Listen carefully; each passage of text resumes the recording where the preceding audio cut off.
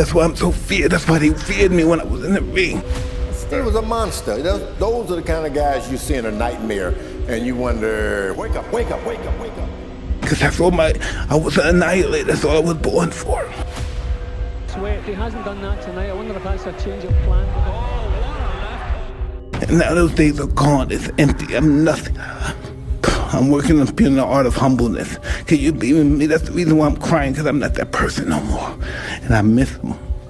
Because sometimes I feel like a bitch. Mike Tyson's life is a story of triumph and tragedy, a tale of raw power and haunting vulnerability. Behind the gloves was a man molded by pain, fighting a battle not just in the ring, but within his own mind.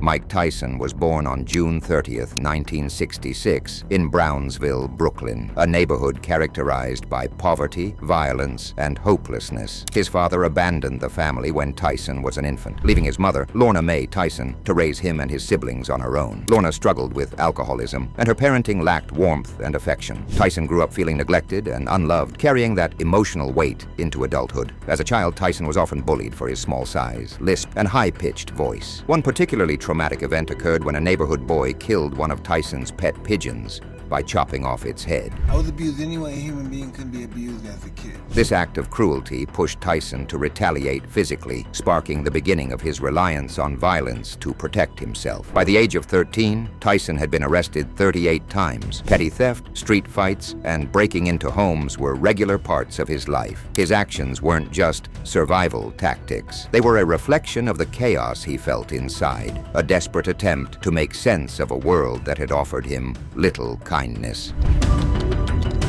Tyson's path took a turn when he met Bobby Stewart, a counselor at a juvenile detention center who recognized his physical potential. At 14, Tyson began boxing under Stewart's guidance. But Stewart soon realized that Tyson needed more than his mentorship to truly excel. He introduced Tyson to Cus D'Amato, a seasoned boxing trainer with a reputation for molding champions. D'Amato saw in Tyson not just raw talent, but a ferocious drive born of pain. Tyson moved into D'Amato's home, and the trainer became a father figure to him. When Tyson's mother passed away at 16, Cus legally adopted him. This gave Tyson a semblance of stability, but it also deepened his reliance on Cus. For Tyson, boxing became more than a sport. It was a way to channel his rage and find a sense of purpose.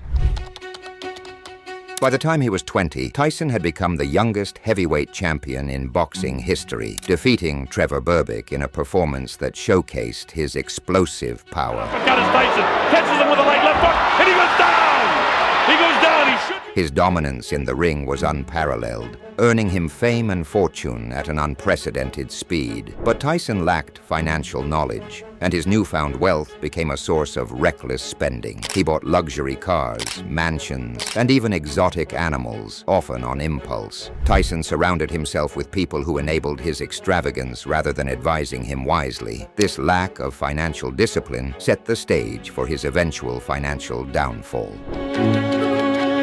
Tyson's life was marked by profound loss. Cus D'Amato, the man who had guided and shaped him, passed away in 1985, leaving Tyson emotionally adrift. Without Cus's stabilizing presence, Tyson struggled to navigate his success. In 1988, Tyson married actress Robin Givens, but the relationship quickly soured. Their public and bitter divorce in 1989 not only embarrassed Tyson, but also cost him millions. He trusted others to manage his finances, which led to poor investments, unpaid taxes, and mounting debt. Tyson admitted later in life that he didn't understand money or how to manage it. The most devastating loss came in 2009, when Tyson's 4-year-old daughter, Exodus, died in a tragic accident. She was playing on a treadmill at home when a cord became entangled around her neck. The grief from this loss pushed Tyson into a deep depression, a pain that he described as unbearable. This is my best thinking at the time.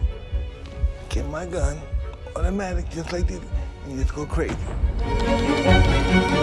In 1992, Tyson was convicted of rape and sentenced to 6 years in prison. While incarcerated, he served 3 years before being released on parole for good behavior. During his time behind bars, Tyson began to reflect on his life and the choices that had led him there. Although prison gave him time to reevaluate, it didn't erase the struggles he faced upon release. After his release, Tyson returned to the ring more intimidating than ever, radiating a newfound intensity and an aura of raw, unpredictable power.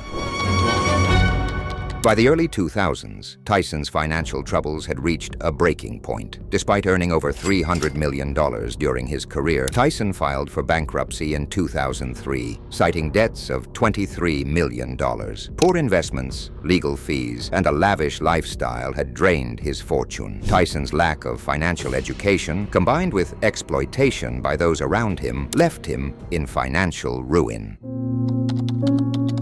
In his later years, Tyson began to confront the darkness that had defined much of his life. He embraced therapy and meditation, finding solace in introspection and spiritual growth. If you liked this video, please drop a subscribe. It really means a lot.